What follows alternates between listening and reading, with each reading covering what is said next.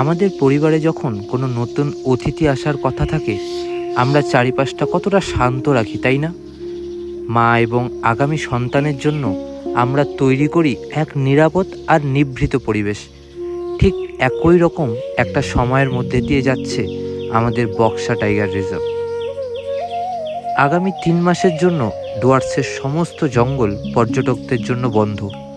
Tour cancel হয়ে যাওয়ার জন্য হয়তো অনেকের মন খারাপ, কিন্তু ভেবে দেখুন তো, জিপসির হর্ন, মানুষের কোলাহল আর ক্যামেরার ফ্ল্যাশ থেকে দূরে অরণ্যরও তো একটা নিস্তব্ধতার প্রয়োজন ছিল।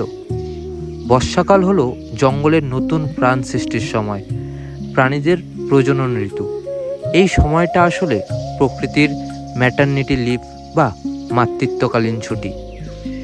বাস্তুতন্ত্রকে টিকিয়ে রাখতে, একটা সুস্থ জঙ্গল গড়ে তুলতে বন্যপ্রাণীদের এইটুকু প্রাইভেসি ভীষণ দরকার।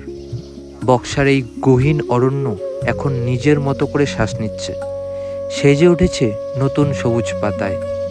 এই 3 মাস জঙ্গল বন্ধ থাকা মানে আমাদের পিছিয়ে আসা নয়, বরং প্রকৃতির এই অদ্ভুত সুন্দর সৃষ্টির প্রক্রিয়াকে সম্মান জানানো।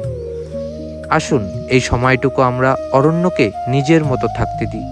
3 মাস পর সবুজে মোড়া সতেজ বক্সা আর নতুন অতিথিরা আবার আমাদের জন্য অপেক্ষায় থাকবে। প্রকৃতির এই নীরবতাকে আসুন আমরা মন থেকে শ্রদ্ধা জানাই।